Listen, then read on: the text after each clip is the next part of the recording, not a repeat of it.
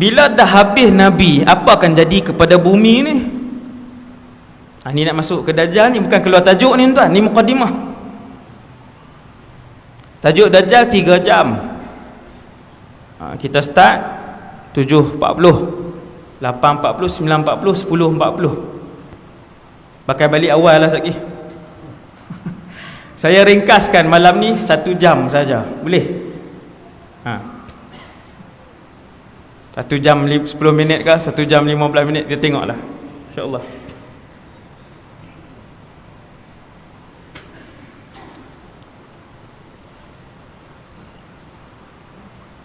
Maksudnya, bila manusia ini akhir penciptaannya, kemudian nabi-nabi yang dipilih oleh Allah telah pun habis.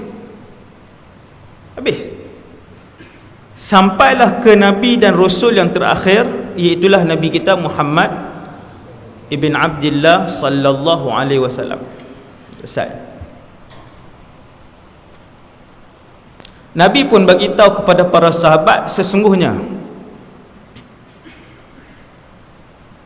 umat ini, mafhum, umat ini akan melihat dan menghadapi 2 keadaan yang paling sukar yang tidak dihadapi oleh umat lain. Tuan-tuan, umat ini akan menghadapi 2 keadaan yang paling sukar yang tidak akan dihadapi oleh umat lain. Nombor 1, umat ini akan menyaksikan kiamat. Dan yang kedua, umat ini akan berhadapan dengan satu fitnah yang besar semenjak Allah menciptakan bumi ini sampailah kiamat. Tidak ada fitnah yang lebih besar dari fitnah itu. Fitnah itu ialah fitnah Al-Masihid Dajjal. Siapa yang akan hadapi? Umat ini. Maka ini adalah 2 berita yang buruk yang paling ditakuti oleh semua para nabi dan rasul, yang paling dirisaukan oleh para nabi dan rasul. 2 benda ni, tuan-tuan, sampai malam ni 1439, kedua-dua benda ini belum berlaku. Boleh jadi tak kita yang hidup 2017 ni akan melihat 2 perkara ini? Boleh jadi, sangat-sangat.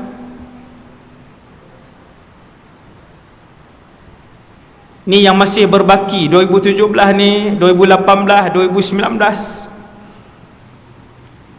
Generasi yang masih hidup inilah yang ada kemungkinan akan melihat dan menghadapi 2 kejadian besar ini. Wallahu a'lam. 2 benda ni. Bila malaikat Jibril dia datang kepada Rasulullah satu hari, malaikat Jibril datang dengan rupa paras seorang manusia yang berjubah bersih dan putih, rambutnya hitam berkilat. Kemudian malaikat Jibril yang datang dalam rupa orang ni, dia tanya beberapa soalan kepada Rasulullah sallallahu alaihi wasallam. Semua sahabat tak tahu yang tu adalah Jibril.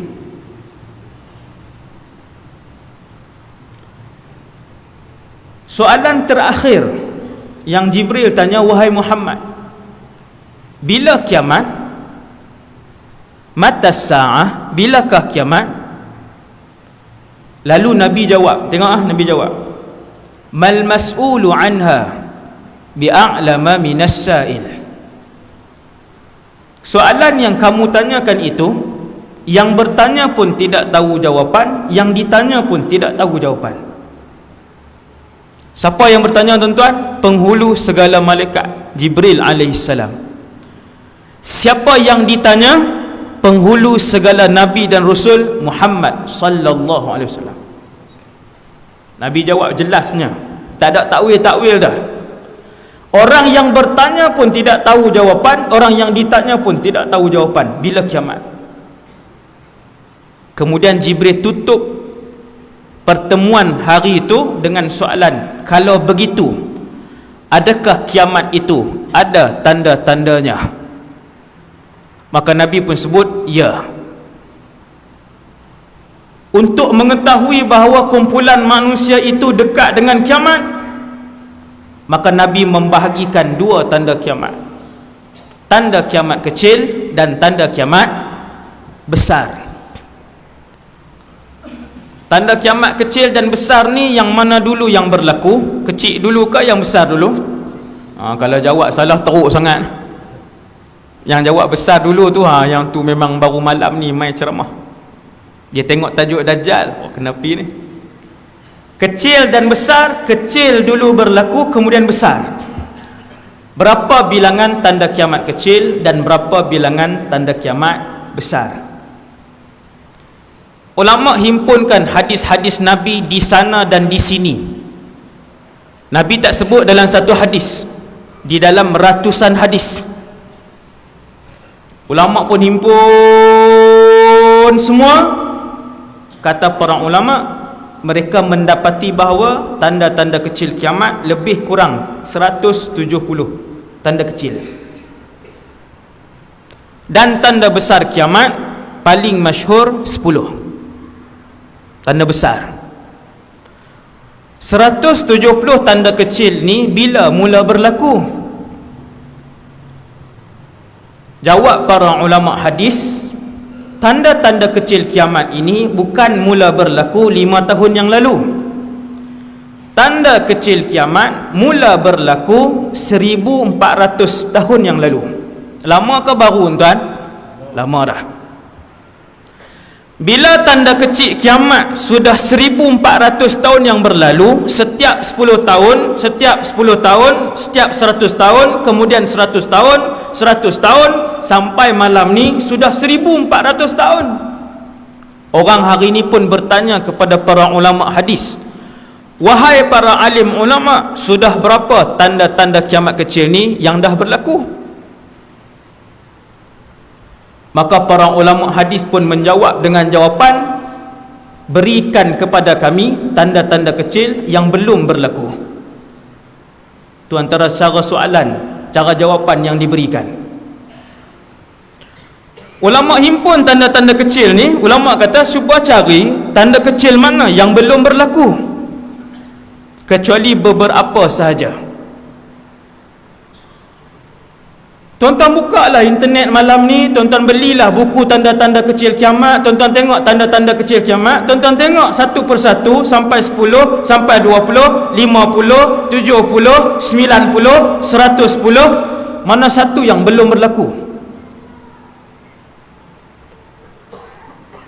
Bangunan pencakar langit, arak diminum merata-rata, ramai orang yang meninggalkan solat, ramai orang yang berzina, anak yang memperhambakan ibu dan ayah, yang mana yang belum berlaku? Tuan-tuan faham tak? Ni nak masuk ke tajuk ni, duk mukadimah lagi. Tengok kira apa? 8 lah. Subhanallah. Ni kita main malam ni, saya orang Kedah, minta maaf no, tak biasa keluar negeri pula tu kan, duduk dalam Kedah ya, sebab tu cakap Kedah piau. Kita datang pada malam ini, ibu-ibu dan ayah-ayah sekalian, bukan untuk kita menunggu Dajjal, tidak. Tetapi kita datang pada malam ini antaranya ialah untuk belajar ilmu yang ditinggalkan oleh Rasulullah SAW kepada kita semua tentang akhir zaman. Kerana kita umat kepada akhir zaman. Paling hujung. Kata para ulama, antara tanda kecil kiamat yang beberapa sahaja yang belum berlaku, antaranya ialah keluarnya Imam Mahdi. Tinggal berapa saja. Apabila ulama sebut kebanyakan tanda-tanda kiamat kecil telah pun berlaku, telah pun dilihat, maka selesai tanda kecil kiamat, kata Rasulullah, kalau pagi ni lengkap ke semua tanda kecil kiamat, maka tengah hari itu akan keluar tanda besar kiamat yang pertama. Tanda besar. Tanda besar habis tuan. Bila keluar tanda besar, dia berubah banyak benda. Sekejap lagi kita akan bincang. Bila keluar tanda besar yang pertama, cuaca berubah. Habis. Macam-macam. Pemakanan berubah. Ibadat berubah. Cara solat berubah. Maka ini perlukan kepada ilmu.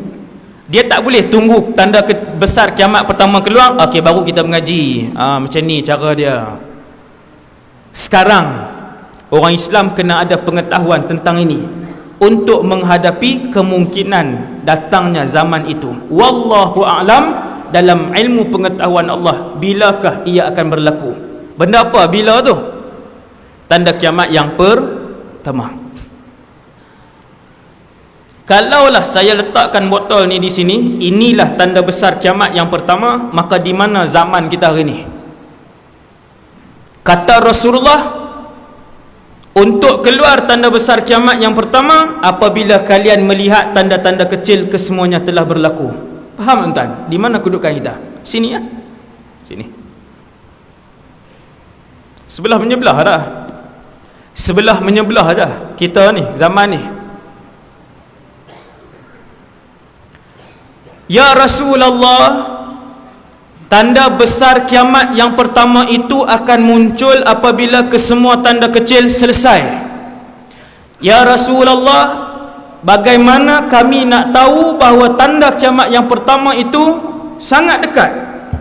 Maka Nabi pun sebut satu hadis kepada para sahabat. Saya bacakan kepada tuan-tuan pada malam ni. Tuan-tuan tengok hadis dan petanda yang Nabi sebut tu berlaku ke tidak lagi.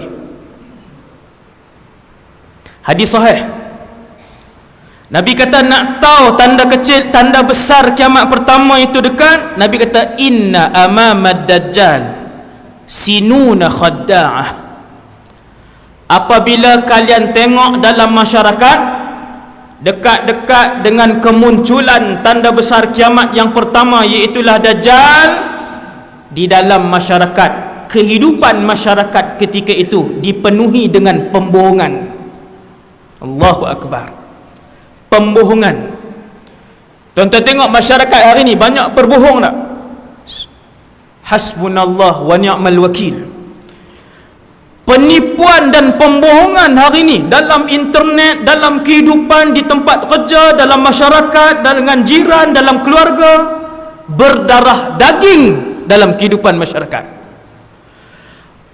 Tuan-tuan tengok hari ni manusia berlumba-lumba untuk siapa menjadi penipu yang paling besar. Ni infun. Banyak tak ni? Allahu Akbar.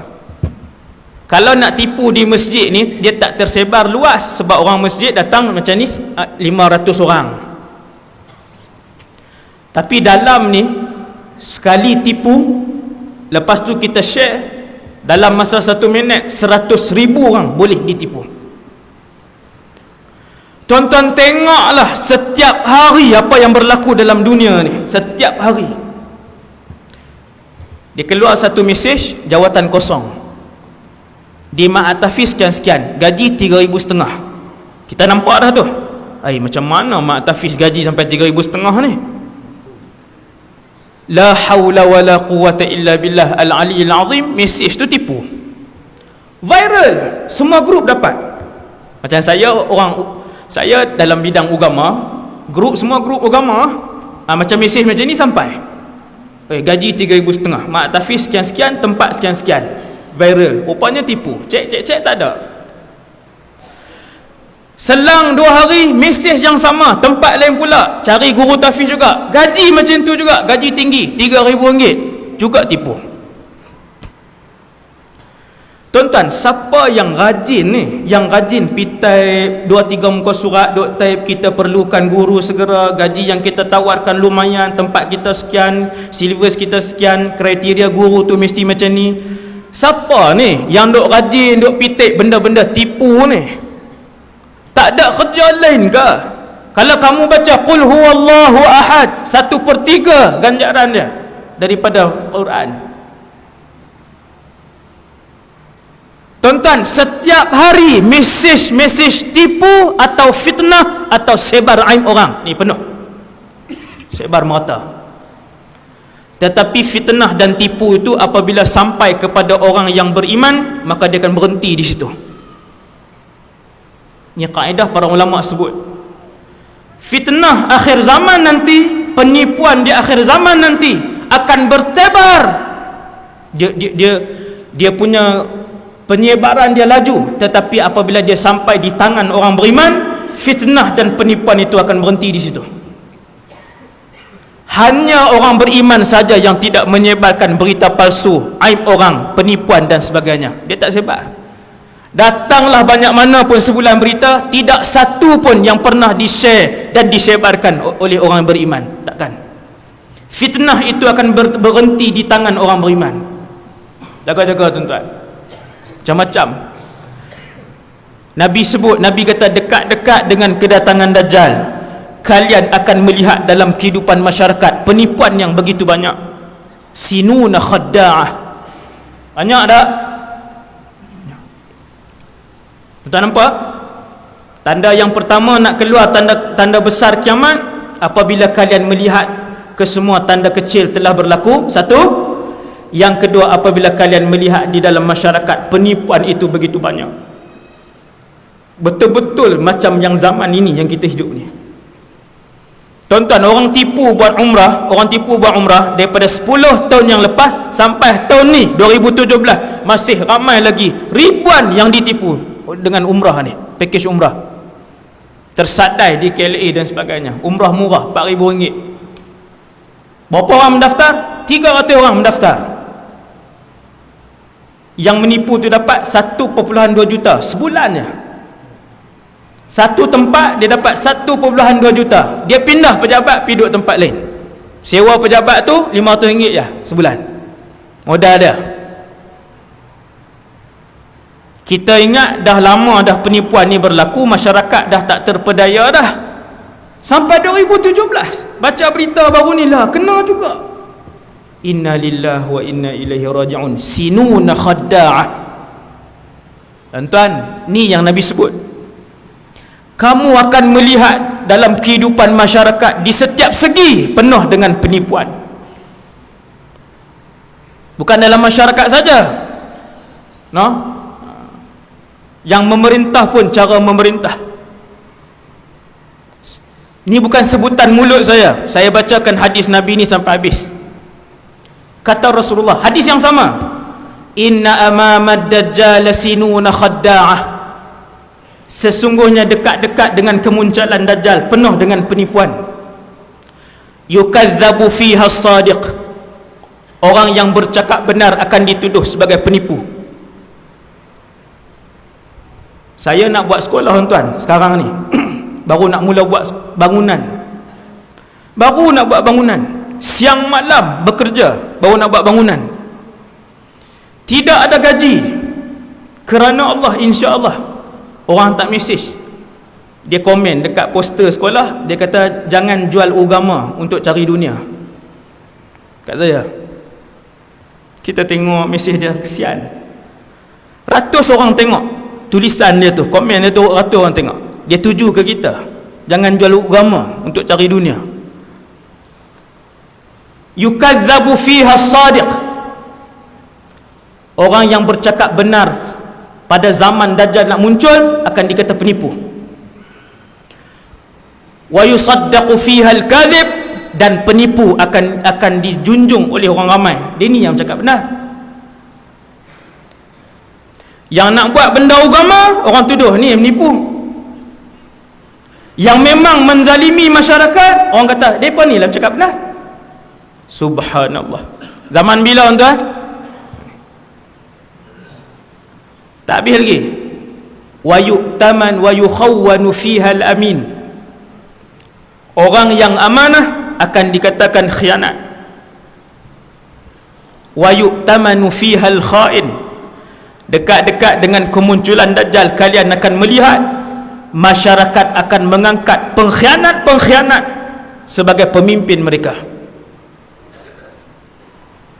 Lagi tinggi jawatan, lagi banyak yang dia sapu. Negara mana kita tak tahu, tapi Nabi sebut. Lagi tinggi jawatan dia, lagi banyak yang dia ambil.